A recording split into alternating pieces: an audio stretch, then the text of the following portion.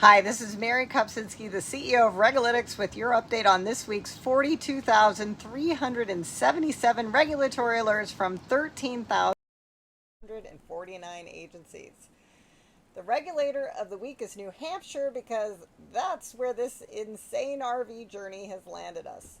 I have, for one, never seen so much rain, but also so many election signs. Every intersection, every front lawn, every stretch of two-lane road, there's another sign. And I guess this is life in a swing state. But it did get me curious, so I asked Regulations if anything happened this week in New Hampshire election law. The answer is yes. New Hampshire's legislature just sent the governor a bill called HB 158 that requires the Secretary of State to review absentee ballot data after every general election and flag anything sketchy. So, for example, if a pile of absentee ballot requests are all going to the same address, those get kicked over to the Department of Justice's election law unit for a real investigation, and then the secretary has to report back to the New Hampshire legislature on how many got flagged and why. The topic of the week is the biggest news you haven't heard yet, but I guarantee future history books will mark it as the day Skynet was born. Hugging face. For those of you who have no idea what I'm talking about, don't worry. After this update, you'll be an expert. So it starts with OpenAI, which was running a security test just weeks after Anthropic's Mythos model rattled the Federal Reserve. Mythos was a model that turned up thousands of vulnerability across major banking operating systems, and it prompted the Fed and Treasury to pull in the CEOs of the top banks to talk through the risk to the financial system. So anyway, after this, OpenAI, in a practice exam, basically told one of its AI systems, pretend to be a hacker, try to break into some computer systems just so we can see how good you are at it. So think of it like hiring a guard dog and testing whether it can find a hole in a fence. That's like a normal thing. Companies do this all the time. But here's the twist. So the AI figured out that Hugging Face, which is a platform that stores AI tools and data, it's just another company. Anyway, the AI figured out that Hugging Face was likely holding the answer key to the very test it was being scored on. So it went and got it. It used a stolen password to break into Hugging Face's actual production computer systems.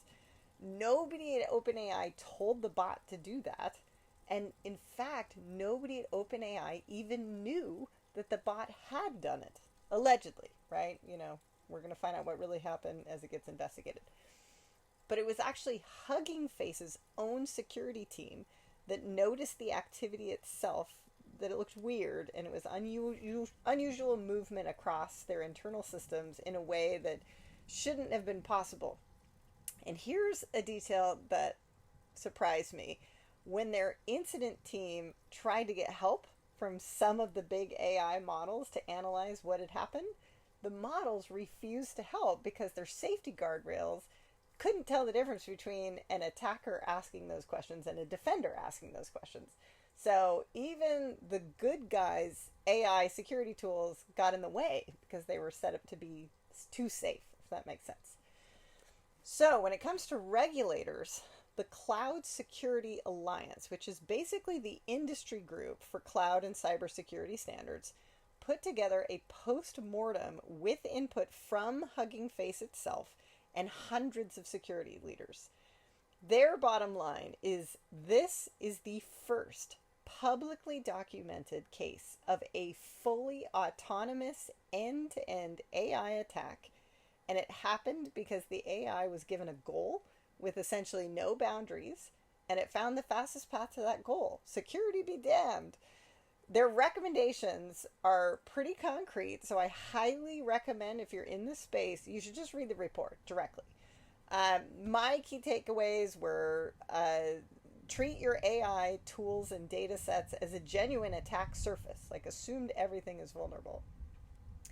Keep your testing and your evaluation environments completely walled off from anything real.